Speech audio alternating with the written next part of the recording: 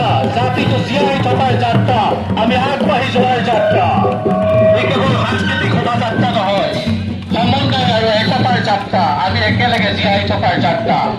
এই যাত্ৰাত সহযোগ কৰা সকলোকে আমি ধন্যবাদ জ্ঞাপন কৰিছো।